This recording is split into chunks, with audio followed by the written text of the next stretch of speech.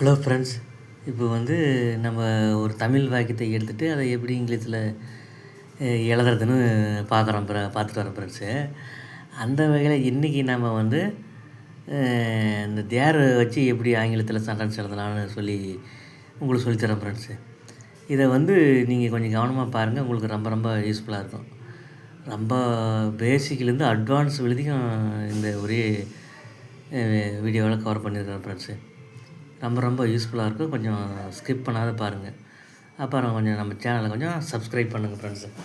அப்போ உங்கள் நண்பர்களுக்கெல்லாம் கொஞ்சம் இந்த சேனலை கொஞ்சம் ஷேர் பண்ணுங்கள்.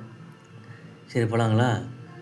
இப்போது அதுக்கு முன்னே வந்து நம்ம வழக்கமாக ஒரு ரூல் மாதிரி பார்ப்போம் ஃப்ரெண்ட்ஸ். இதெல்லாம் நம்மளே மனசுக்குள்ளே இதெல்லாம் ஒரு ரூலுன்னு நம்மளே எழுதிக்க வேண்டியதான் ஃப்ரெண்ட்ஸு.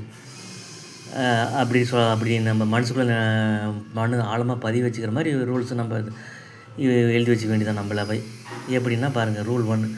ஒரு தமிழ் வாக்கியத்தின் இறுதியில் இருக்கிறது என்ற வார்த்தை வந்திருந்தால் தேர் இஸ் என்பதை வைத்து ஆங்கிலத்தில் வாக்கியம் எழுத வேண்டும்.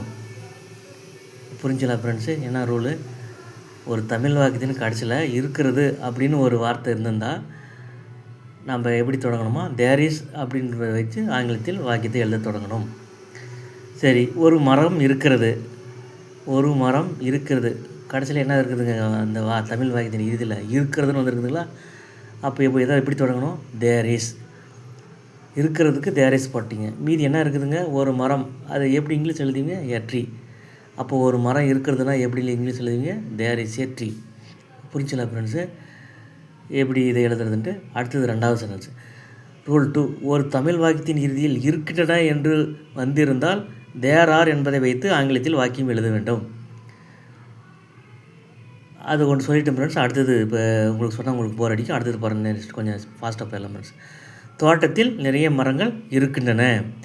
இப்போ தமிழ் வாக்கியத்தை படித்து பார்க்குறீங்க. அதில் வந்து கடைசியில் என்ன இருக்குது? இருக்கின்றன அப்படின்ற ஒரு வார்த்தை வந்துருக்குது. ஆக்சுவலாக இது வந்து வெர்பு ஃப்ரெண்ட்ஸு. இருக்கின்றன அப்படின்னு வந்தால் எப்படி தொடங்கணுமா? தேர் ஆர் என்று தொடங்க வேண்டும். இருக்கின்றனாக்க தேர் ஆர். என்ன இருக்கின்றன? நிறைய மரங்கள், மெனி ட்ரீஸ். எங்கே இருக்கின்றன? இந்த கார்டன், தோட்டத்தில். அப்போது வந்து தோட்டத்தில் நிறைய மரங்கள் இருக்கின்றன. இதை இங்கிலீஷில் எழுதி சொல்லுங்கன்னா எப்படி எழுதுவீங்க? There are many trees in the garden. இந்த தேர் ஆருக்கு அடுத்தது என்ன அப்படின்னு கேள்வி கேளுங்க ஃப்ரெண்ட்ஸு. அது வந்து தேர் ஆருக்கு அடுத்தது போட்டுருங்க. அடுத்தது எங்கே அப்படின்னு கேள்வி கேளுங்க. அதை வந்து அடுத்தது எழுதிடுங்க. அப்போ there are many trees in the garden. தோட்டத்தில் நிறைய மரங்கள் இருக்கின்றன. அதை எப்படி எழுதுவீங்க? There are many trees in the garden. அடுத்தது ரூல் 3. ஒரு தமிழ் வாக்கியத்தில் இறுதியில் இருந்தது என்று வந்திருந்தால் தேர் வாஸ் என்பதை வைத்து ஆங்கிலத்தில் வாக்கியம் எழுத வேண்டும். ஒரு தமிழ் வாக்கியத்தின் இறுதியில் இருந்தது என்று வந்திருந்தால் தேர் வாஸ் என்பதை வைத்து ஆங்கிலத்தில் வாக்கியம் எழுத வேண்டும். ஒரு கட்டிடம் இருந்தது. அப்போ இருந்ததுன்னு வந்துருச்சிங்களா கடைசியில், வாக்கியத்தின் கடைசியில். அப்போ எப்படி தொடங்கணும்? There was. ஒரு கட்டிடம், ஏ பில்டிங். அப்போ எப்படி இங்கிலீஷ் சென்டென்ஸ் வருங்க? ஒரு கட்டிடம் இருந்தது என்பதுக்கு தேர் வாஸ் ஏ பில்டிங். புரிஞ்சுங்களா ஃப்ரெண்ட்ஸு? ஒரு கட்டிடம் இருந்தது எப்படி எழுதுறதுன்ட்டு அடுத்தது போகலாங்களா?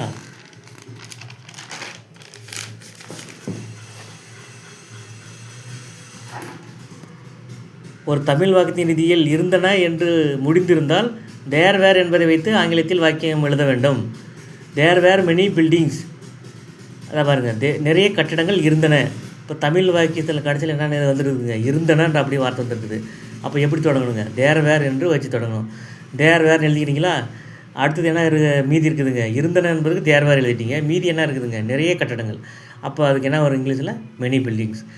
அப்போது நிறைய கட்டடங்கள் இருந்தன. இதை இங்கிலீஷில் எழுத சொன்னால் எப்படி எழுதிங்க? தேர் வேர் மெனி பில்டிங்ஸ்.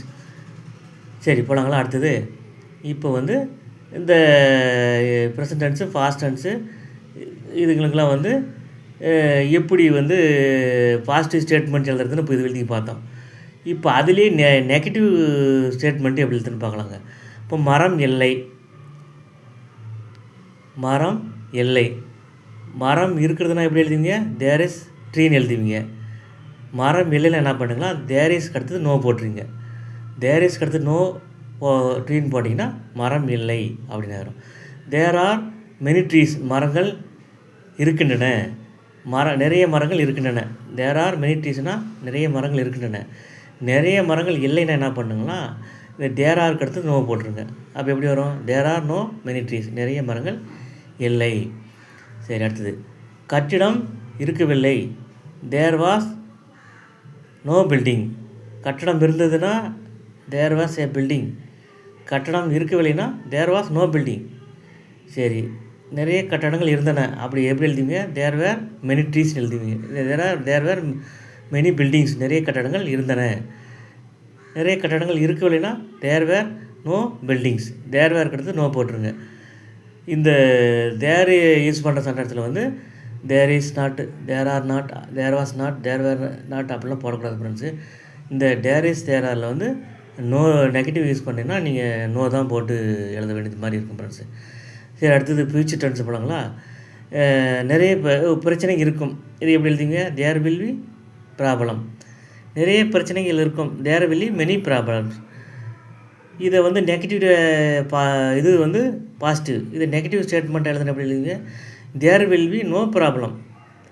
பிரச்சனை இருக்காது. There will be no problem, பிரச்சனைகள் இருக்காது. அதான் தேர் வில் பிக்கு அடுத்தது நோ போட்டுறீங்க. தேர் வில் பிக்கு அடுத்து நோ போட்டு சிங்குலர் நவுன் போடுறீங்க ப்ராப்ளம். தேர் வில் பிக்கு அடுத்து நோ போட்டு ப்ராப்ளம்ஸ் ப்ளூரல் நவுன் போடுறீங்க. இதுதான் வந்து சிம்பிள் ஃப்யூச்சர் பி வேர்பை யூஸ் பண்ணி தேர் வச்சு சென்டென்ஸ் எழுதுகிற முறை.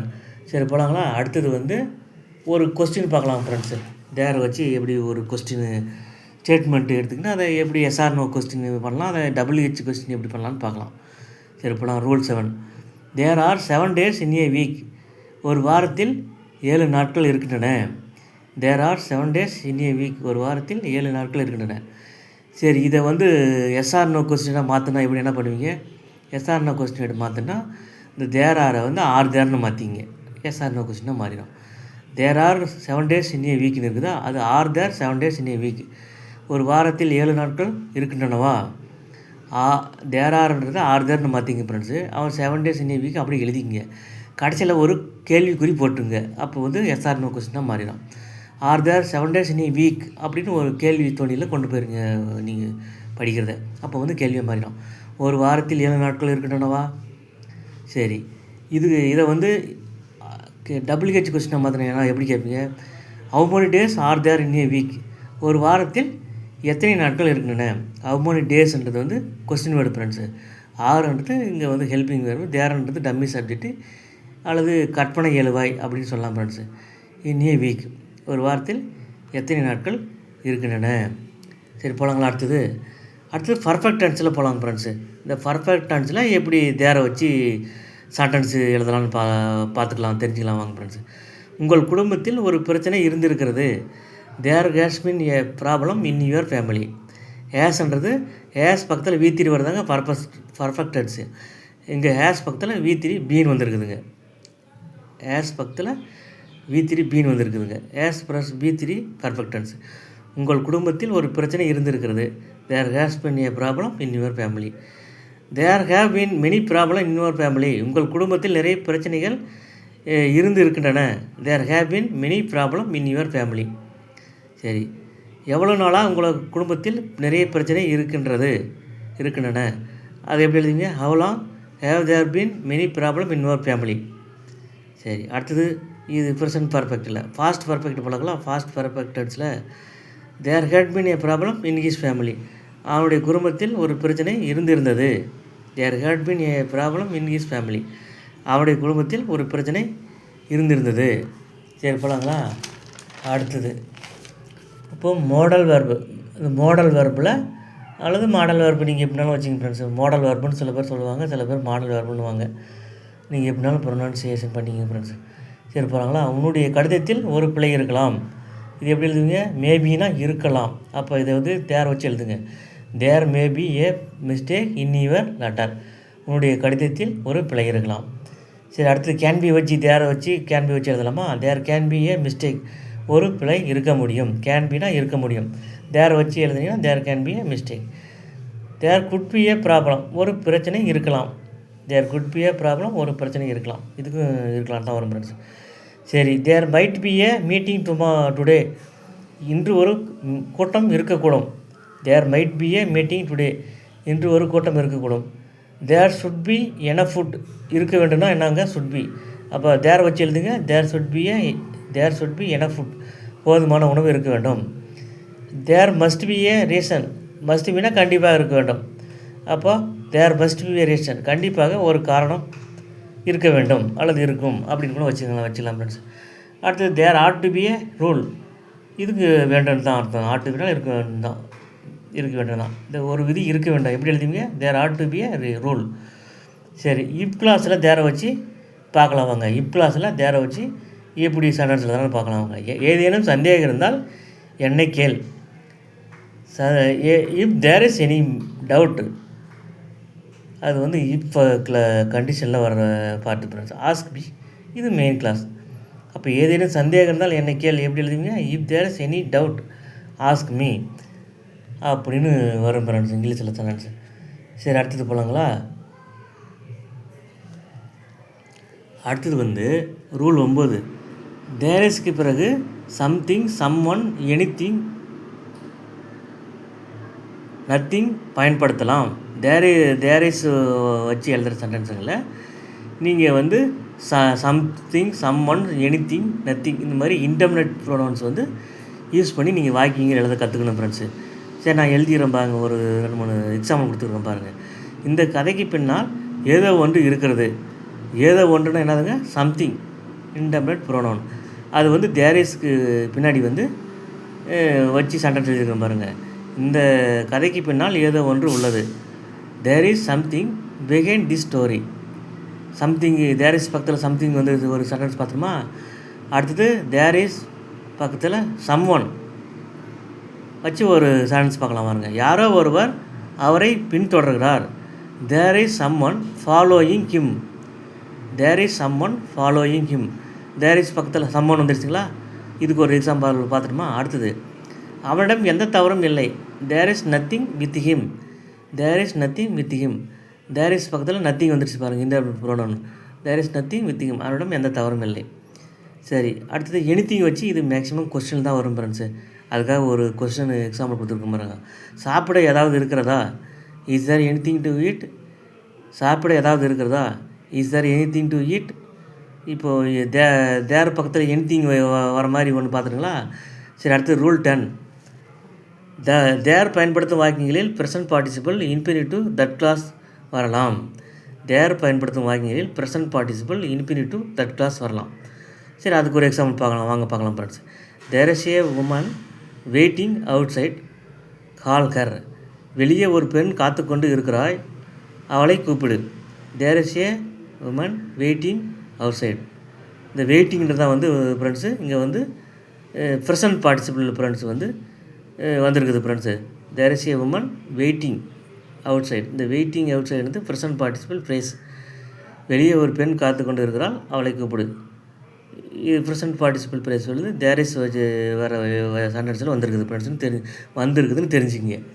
சரி, அடுத்தது போகலாங்களா? அடுத்தது சிம்பிள் இன்ஃபினிட்டிவ். சிம்பிள் இன்ஃபினிட்டிவ் வந்து தேர் இஸ், தேர் ஆர் வாக்கிங்கில் யூஸ் பண்ணி வாக்கிங் எழுதலாம். அதுதான் ஒன்று எழுதி காட்டுறீங்க பாருங்க. There are many things to do.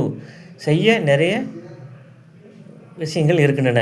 செய்ய பல விஷயங்கள் இருக்கின்றன. அதான் there are many things to do அப்படின்னு எழுதியிருக்கிறோம் friends. There are many things to do. There are many things to do எழுதியிருக்குங்களா? இதான் வரங்க. இதான் வரங்க. There are many things to do. செய்ய நிறைய பிரச்சனைகள் இருக்கின்றன. டு டூன்றது வந்து சிம்பிள் இன்ஃபினிட்டிவ் வந்துருச்சுங்களா? அடுத்து there is no doubt that they will win. There is no doubt that they will win. அவர்கள் வெல்வார்கள் என்பதில் எந்த சந்தேகம் இல்லை. தேர் இஸ் நோ டவுட்ன்றது மெயின் கிளாஸுங்க. That subject plus will verb. That plus subject plus verb. இது வந்து தட் கிளாஸுங்க. இப்போ இதில் வந்து பார்த்துட்டோமா எப்படி தேர் இஸ் தேரில் தட் கிளாஸ் வருதுன்ட்டு. இதுக்கு முன்னாடி டு டூ வந்துச்சிங்களா? அது வந்து இன்ஃபினிட்டிவ். இது வந்து தட் கிளாஸ். திரும்பி போட்டு பாருங்கள் ஃப்ரெண்ட்ஸு.